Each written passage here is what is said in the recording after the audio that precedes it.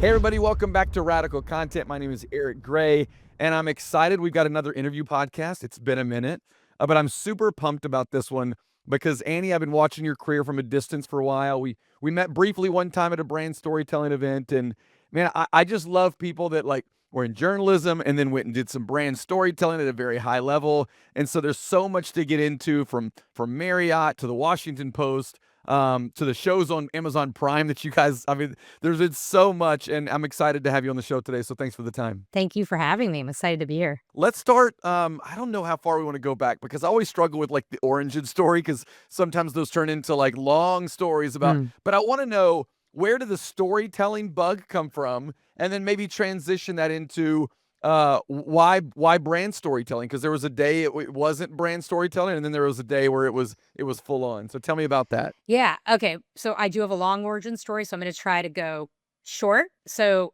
I started my career in Hollywood, actually, right in the heart of it. I worked at CAA. I worked for Jerry Bruckheimer.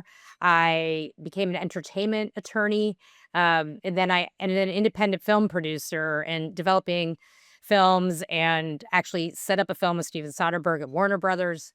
All of that before I moved from LA to New York and gradually segued into branded content, kind of one step at a time. First, I ended up getting a job running Slate Customs. That was Slate.com's custom content studio. And this was really the beginnings of the days of custom content studios inside a publisher. So I was really building out something very new. And then I went from there to the Washington Post, and then from the Washington Post to Edelman, where I was doing the same thing at Edelman, and then to Marriott. Oh, and where did I get the bug? I realized I didn't answer.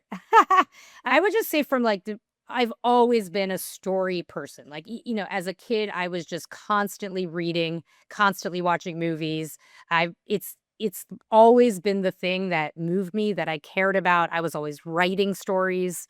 I still do write a lot on the side just for fun. And yeah, I mean, just like what gets me about it is really just getting inside of other people, right? And getting inside of their stories and what makes them emotional and what moves them. And I think storytelling is the way to do that. So So then tell me then, because there's a big history in Hollywood. There's a big history in storytelling before we got into the branded world. What is it about? This is like a dumb interview question I always ask people. But what is it about branded storytelling now, branded content, that you found so intriguing, that you've enjoyed so much? Because it is, there's a lot of similarities, but there's some big differences. yeah, I mean, I think the thing I like about it most is that it gets made. When you're working in the branded world, the stories that you're working on, they don't sit in development hell, right? Ever, right? I mean, like brands they don't waste money like that, right? So basically everything you're working on it to launch it. And then it goes out there in the world and everybody sees it, and potentially millions, tens of millions of people see it, and you're getting that, not immediate, but within, under a year, 6 months, 3 months, you're getting that immediate emotional response from the audience, which is what really, keeps me going. So that's a big, huge piece of it. And then, I think I like the challenge of branded content. So I think it's more challenging, right, than storytelling for just the end audience. Because now you actually have two audiences. You've got your brand and you've got your end audience who's going to actually be watching the content. And so you have to figure out how you're going to find the right story for both of those audiences. And that is very, very challenging. And, I'm a glutton for punishment. I like the challenge of it. No, I love that, and I totally agree. Like I talk to our strategist all the time, where it's like, man, you can have a great idea, but here you got to understand your audience, your brand. What do they stand for? What are we trying to create? What's the emotion we're trying to create from our audience? What are we trying to actually message? Because underneath the story, there's something we're trying to do to build relationships, to connect, to inform, that we're still trying to deliver. And so I'm with you. I was in sports radio many, many years ago, and somewhere along the way transitioned into social media and brand storytelling and content creation for branding. And I loved it. I love this idea that if a brand was as creative as the Washington Post or CNN or ESPN, that we could get this story out with these, mobile devices and with YouTube and things like that, if it's compelling enough. And so I kind of agree, it is a challenge, but a challenge that I've always really enjoyed. Now, let's talk about Marriott. We'll probably talk a lot about travel today. I was at Universal Parks and Resorts. You spent a ton of time at Marriott International, so we can talk about vacation planning cycles, and we can talk about the consumer journey when they're booking vacations. And but the one thing I'm interested in first is Marriott has always been about innovation. I've had a couple of the guys on that have been in some content seats at Marriott way back in the day. They've always been about innovation. I've kind of heard that story before. And content has been something they've been invested in for a while. And so I want to know from you, why does Marriott invest so much in content? Why is it it seems like a core piece of their business? And whether it's gone down at times or come back up at times, it feels like it's never gone away. And you guys have really been a little bit of the standard when it comes to brand storytelling. So why do you think that is? Is it mindset? Is it strategy? What has made content, the investment in content and engagement so important to the Marriott brand? I can really only speak to my time there. But I can definitely talk to why they invested in it when I started, which was coming out of COVID, January 2021. And at that point in time, leisure travel had stopped pretty much, right? And but it was predicted to be coming back. And it was going to come back before business travel. You all remember this, right? Remember, like everyone started traveling like crazy, revenge travel, all of that. So we knew that was coming. By January 2021, we knew that was coming. Marriott knew that was coming.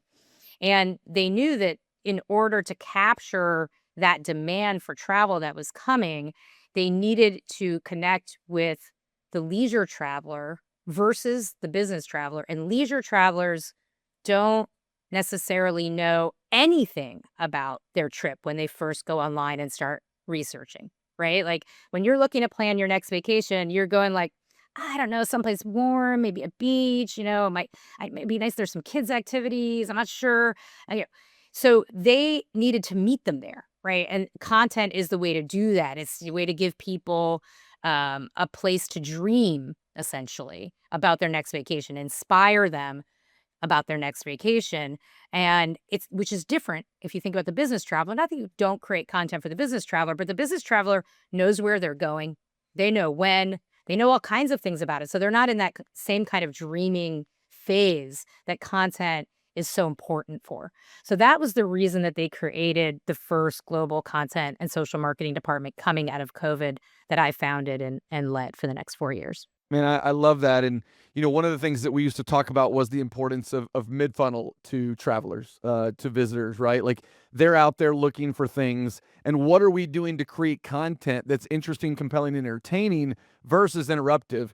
So many brands do a ton of stuff at the top of the funnel and a lot at the bottom of the funnel. And we, especially for travel, like it's an expensive thing to do, whether it's just a night at Marriott, but it's usually not, right? They're going to a city, they've got attractions, and the Marriott experience is just one of the big conduits for that overall trip. So it's an expensive investment. And travelers, visitors, they have tremendous pressure to get vacation and trips right in the leisure space. So they spend a ton of time researching, talking to people.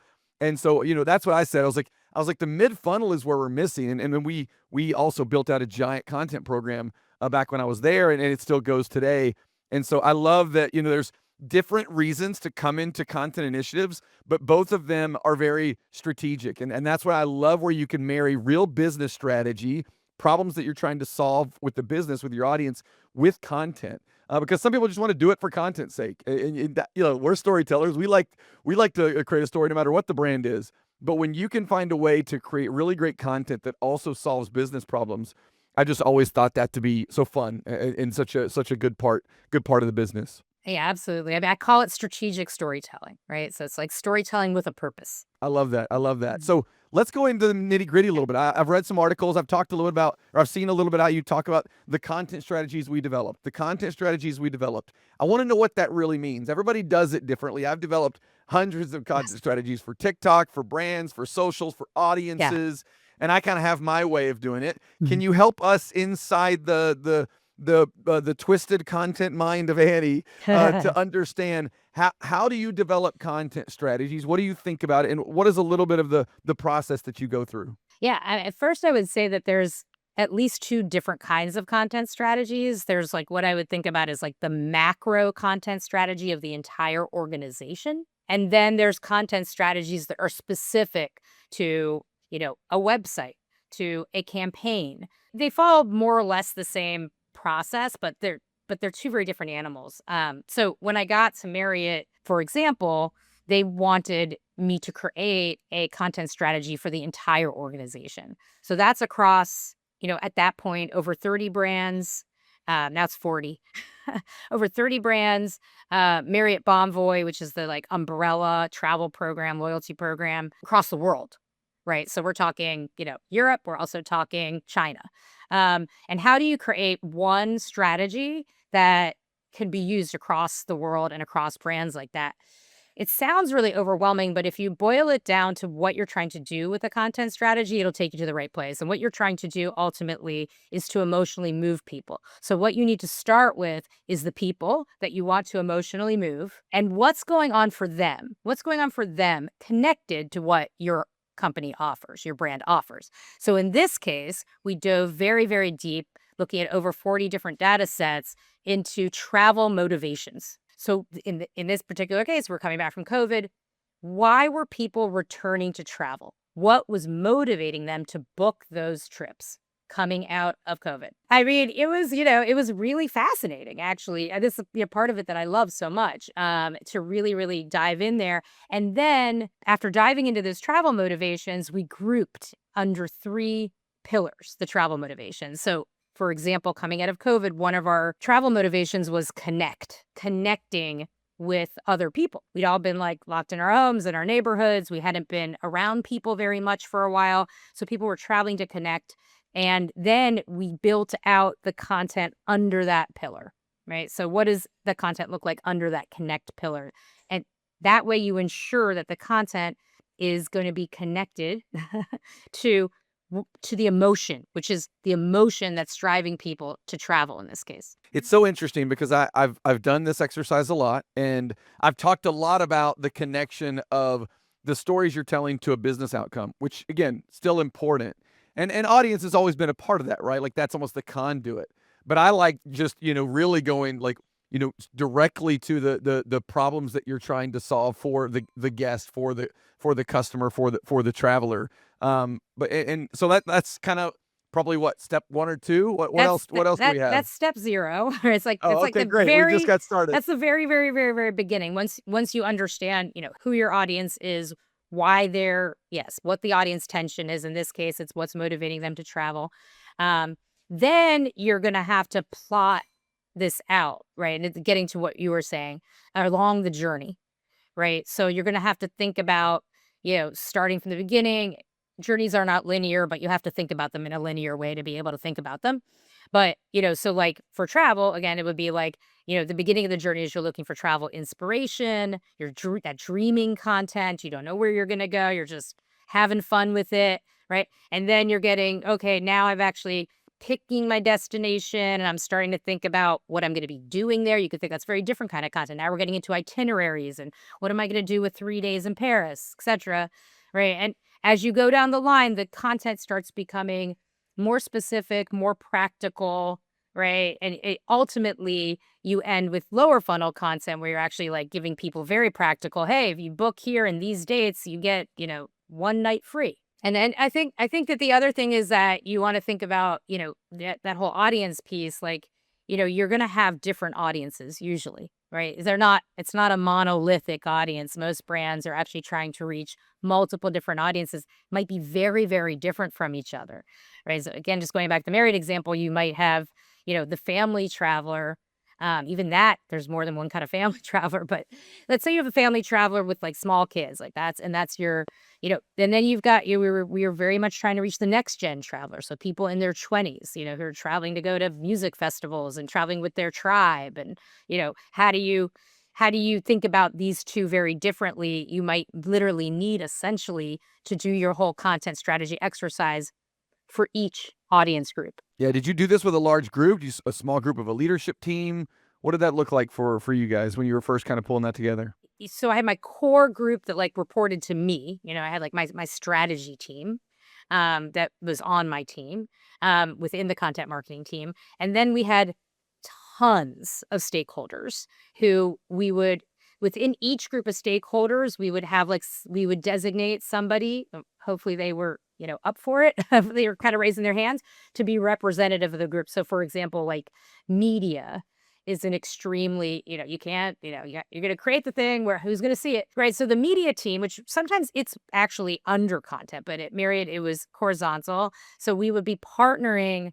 We partnered with the media team on everything we were doing. So we needed somebody representative from the media team to be a part of of our content strategy formulation so that we were thinking about their point of view, which is distribution and promotion from the outset. 'Cause that's extremely important, right? It's like you don't want to be like you have your content strategy done and now you're thinking about how you're going to be distributing. You want to be thinking about it all the way along.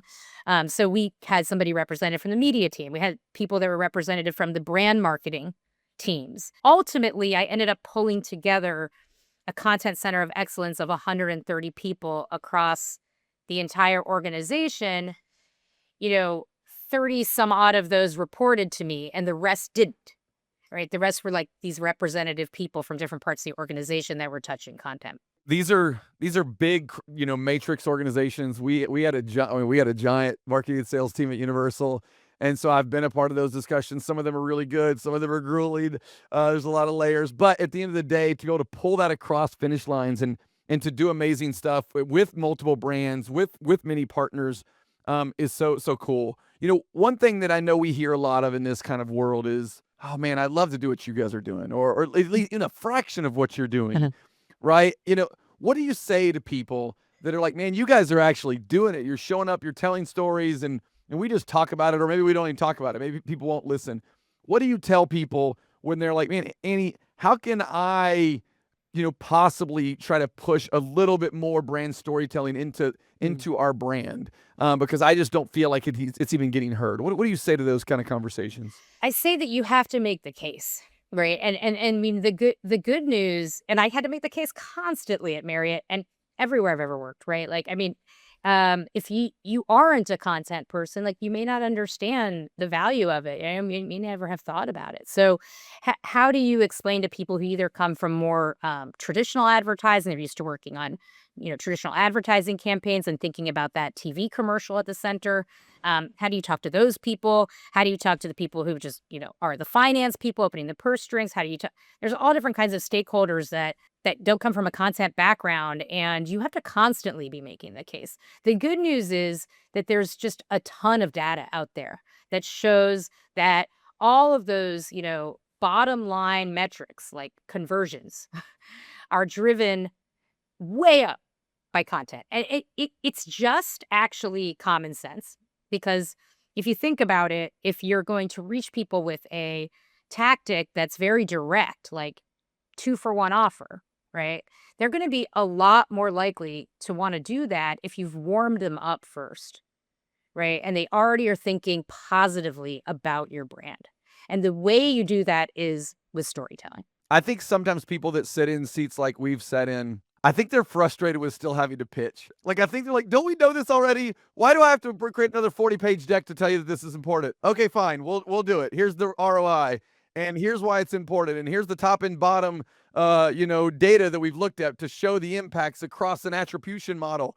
I say that from emotion, Eddie, because those are hard times, and yet you're right. You do have to pitch. You got to understand what your business wants. You got to understand what your boss's goals are. You got to understand what the business goals are. You got to knit and tie that back to content. But man, I wonder if there's a day where the CMOs across the world have all agreed. You know what? Content and storytelling is important. Can we stop just talking so much about performance and understand that building our brand and the lifetime customer value of our guests and our customers are so important, that this needs to be an important part of the mix. And then me and people like me and Annie can just go do our jobs rather than have to sell so much. Sorry, I had to get up on a little bit of a pulpit there for a second. No, I mean, I couldn't agree more. I mean, the truth is it's the heart of marketing, right? It And is by heart, I literally mean heart, like heart, 100%. That's right? not how the It's kids the do it today. They do emotional some other like weird thing. Oh, all right, whatever. Yeah, something. It's the emotional heart, right? Like it's how you connect with people emotionally. It's just literally storytelling is how you connect with people emotionally, period. Take marketing out of it, right? So if you it's the heart of your marketing mix should be storytelling, right? And because you need the other pieces, but you need to connect with people emotionally, or you really are leaving money on the table, frankly. No, 100%. Especially for these things that like take a while to discover and research and plan and dream and be inspired and think about. Like for us, it was like everybody would just be attracted down to the mouse down the street, right? And we're like, we have an amazing full resort destination, but they're not even really giving us a shot because of that attraction to what Disney World created. And so content was a big part of telling that story of everything that we have. We've got stuff for everybody. We got all the things that Disney have from a tactical standpoint. And so we needed a way to tell that story, and that was it was a good part of it. So I want to go into a quick case study with something you guys did, which is like super great. And as I open up this Pandora's box, I want to talk about the Amazon Prime series, both of them. But as we go into it, I think there's some people that their eyes will roll in the back of their head and they'll say, well, we didn't have that kind of budget. We can't tell stories that are edible at Amazon.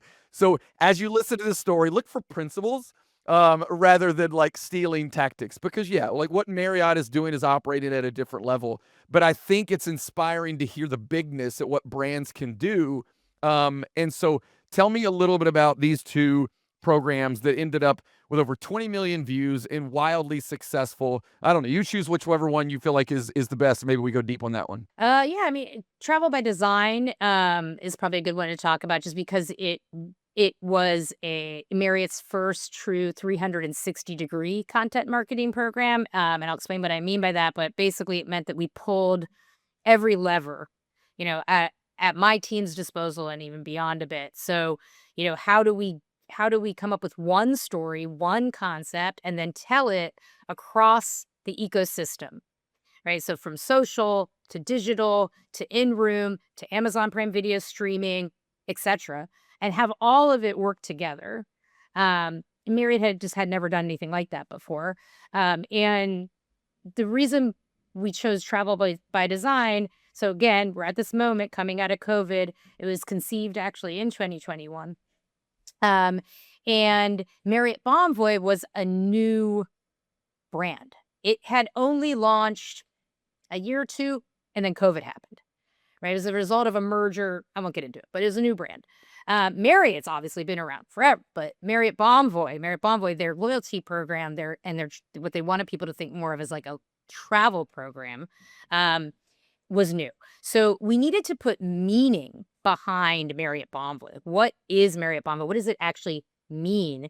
And there still is probably a confusion in the marketplace with the word Marriott. So Marriott is in the name of a handful of the 30 plus hotel brands. So there's Marriott Hotels, there's JW Marriott, Courtyard by Marriott, right? But then it's also in the name of the overarching travel program. People get really confused by that. Um, and part of what we needed to do was change minds around Marriott Bonvoy, because they were thinking, oh, it's Marriott Hotels, and they think about that as a certain kind of hotel, etc. But actually, there's all kinds of like really out of the box, idiosyncratic, unique, exceptional hotels in the portfolio, because the portfolio includes brands like the St. Regis and Ritz Carlton and W Hotels, etc. All right, so how can we do that like really impactfully? That was travel by design. So the idea was to go behind the scenes with the architects and designers behind the world's most exceptional hotels. That we decided to make a 360-degree program so that we could really change minds about what Marriott Bonvoy is, in as big of a way as possible. And we wanted to spotlight as many hotels as possible. And that's what we did. So there, at the heart of the program, there is a hub that houses all of the content, and that's articles, it's photography, it's a podcast, the video series you were talking about, etc.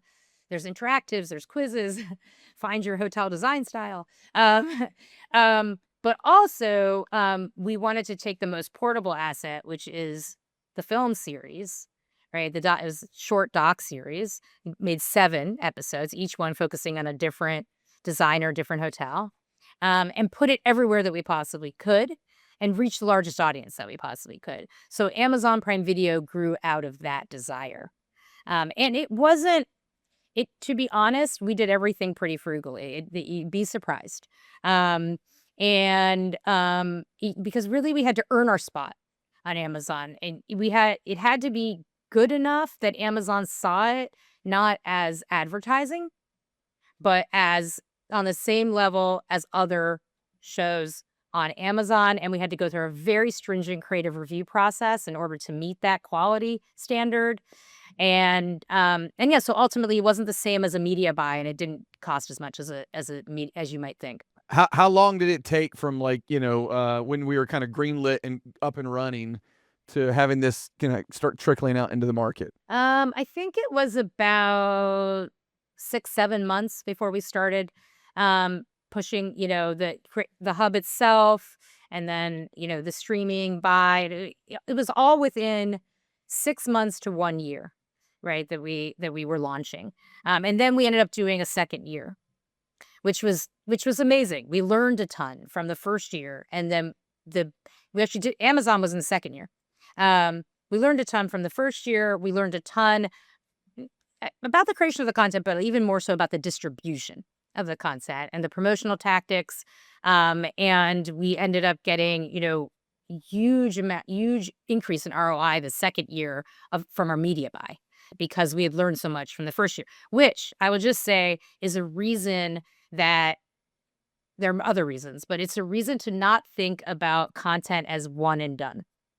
It's not the same as a TV campaign. It's not a campaign, actually, period. It's a platform. It's a platform. It's an ongoing, hopefully ongoing platform. If it does well, right, you can do even better the second year and the third year. It can have even more impact. And I think sometimes brands can feel a little bit like, "Oh, I've done that. I just want to move on to the next thing." Well, Everything's a start, stop, right, yeah. yeah. Yeah, Yeah. I always try to tell brands to think about all of their channels as though they're programming a news network, right? A TV network, and you're always on, and you got some smaller stuff, some bigger stuff, some stuff in the middle that you just gotta be able to kinda turn really quickly. Right, HGTV is always a really good example back in the day, right? Like, you gotta have, like, 100 design on a dimes that can be you can spend, like, $50 and create a whole TV show that people actually wanna watch. Then you got some big hero stuff, and then you got some smaller stuff. And if brands think about their brand showing up like that, and over time connecting emotionally, it's kind of a game changer. A couple of questions to close out. So I love that story, by the way. It's a really compelling thing. Go online, check it out. We'll put some stuff. We'll put some links in the show notes for the YouTube video for this.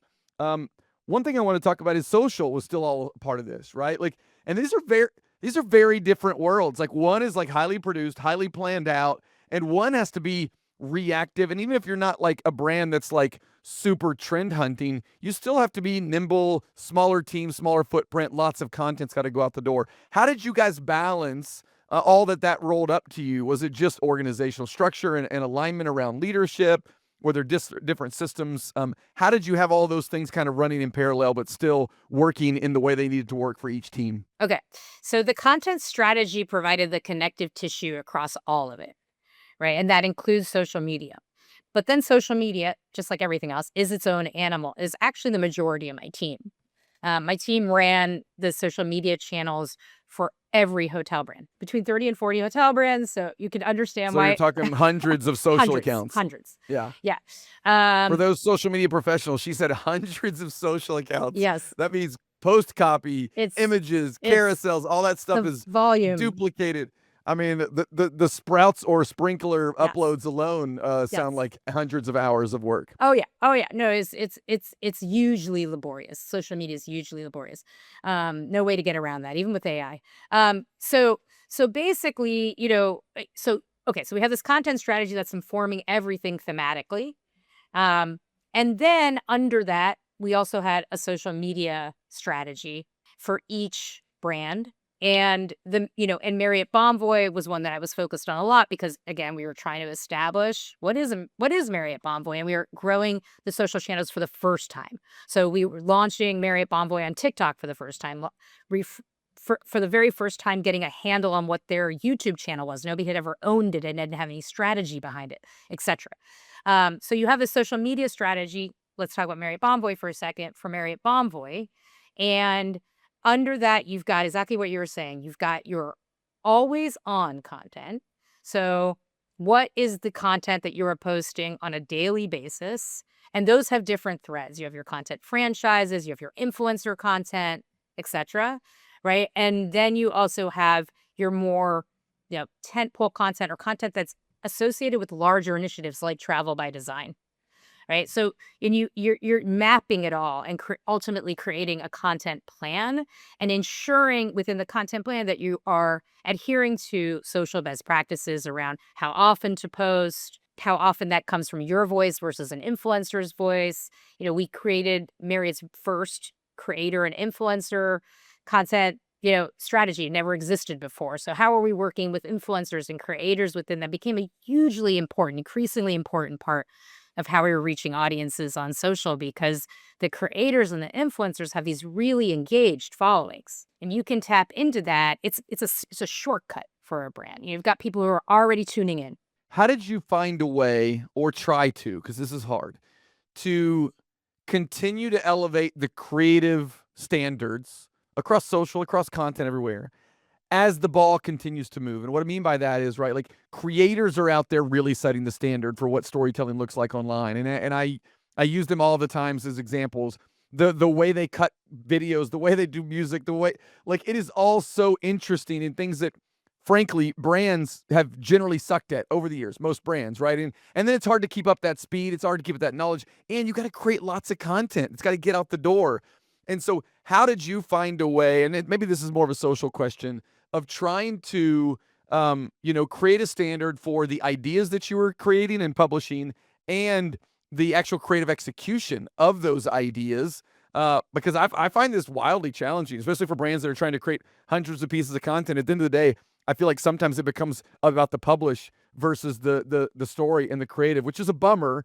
It's also a hard gig, not like roofing houses, but it's a hard gig. I think you have to have, very clear brand standards around all the content that you're creating, whether it's for social or otherwise. It's going to be that will look different for social media than it looks for, say, our editorial travel magazine. But both have standards and best practices laid out, in a deck that everyone's supposed to follow and that you can give to your agencies, right? Because obviously, maybe agencies helping us with agencies, production partners, depending what we're talking about. But you need to be able to give something to your partners or creators, right? Whoever the partners are that are going to be creating content on your behalf, they need to be able to really understand your brand standards for that particular channel that they are creating for.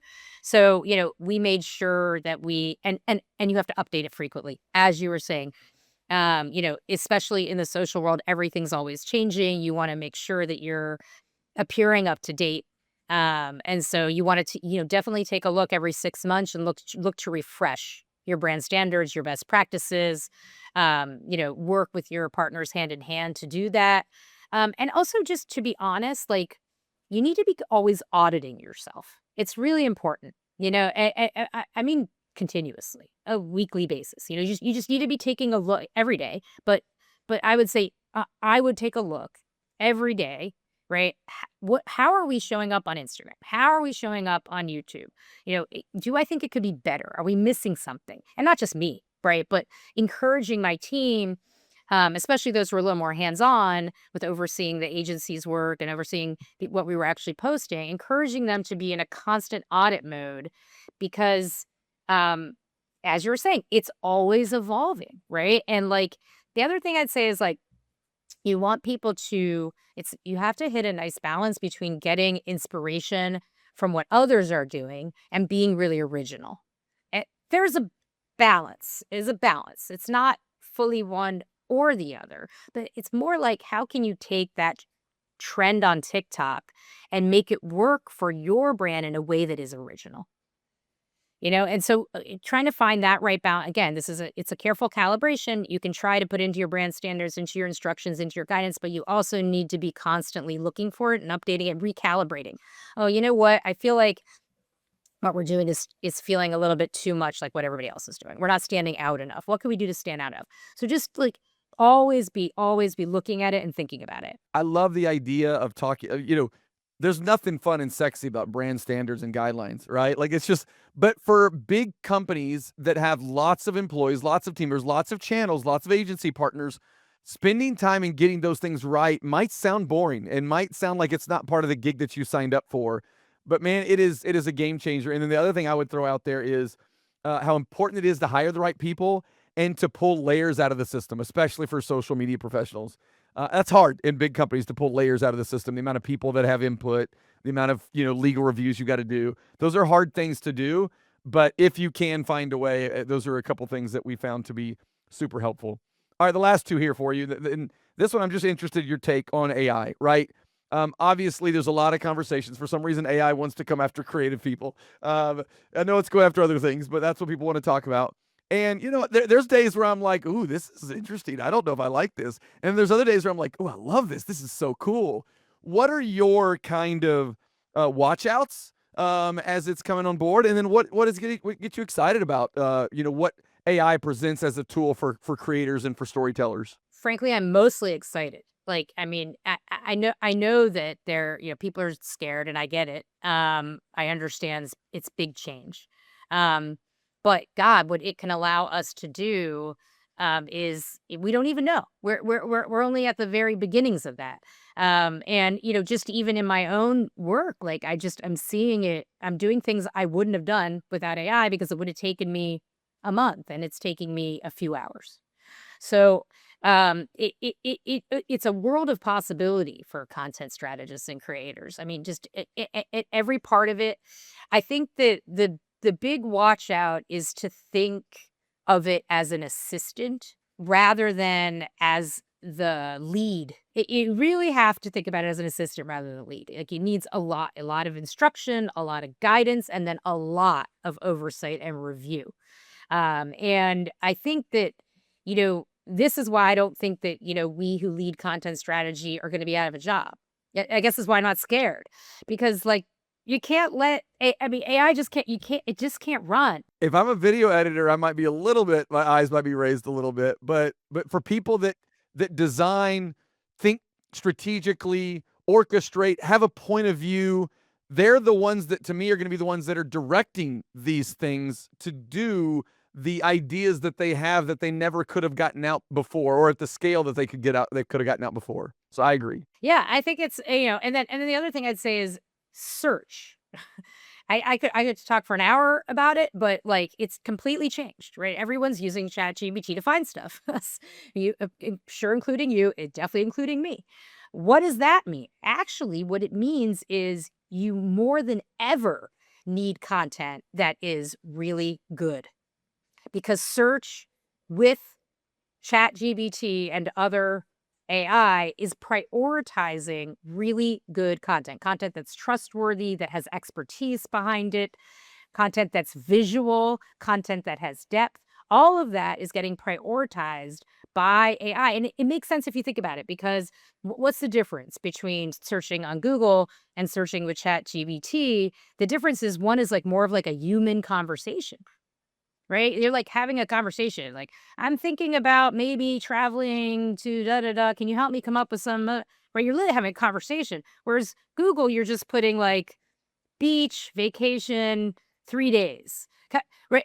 So you can imagine, right? Like what ends up happening with AI and generative AI specifically is that it's like the more human, the more real, the more nuanced, that all of that kind of content, all that kind of thinking is more important than ever with AI. You bringing that up makes me think that like AI at some point operates almost like word of mouth.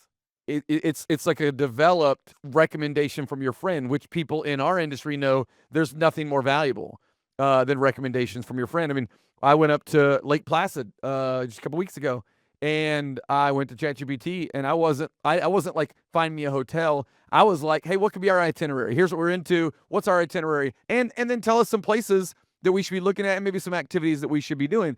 And those things are going to bring up, not just are they going to bring up locations, they're going to bring up links and they're going to bring up links from content.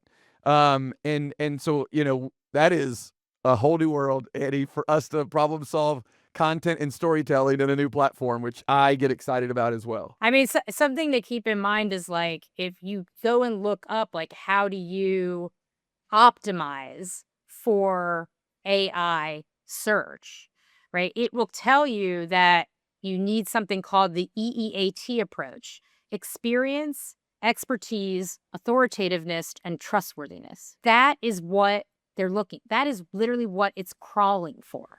This is why I think that content strategy and having really expert content strategists is more important than ever. What are you working on now, Annie? What can we, how can we tell people what you guys are up to now? Yeah, so I have my own consultancy now, which is super exciting. It's called Galvanized Storytelling. And everything I've been talking about, I am now doing that directly with different clients. At the heart of it, it is helping brands find their most compelling stories and then tell them for optimal impact across the ecosystem. Very cool. Well, it was such a pleasure to get to spend some time with you. I love talking to my travel friends that have so much knowledge, and maybe some wounds as well, as we we spent a lot of time, but it was fun and it still is. But thank you so much for the time on Radical Content. It was awesome to have you on the show. Thank you so much for having me. Thanks everybody for listening to another episode of Radical Content. We'll be up with more content very soon. Thanks so much. See you guys.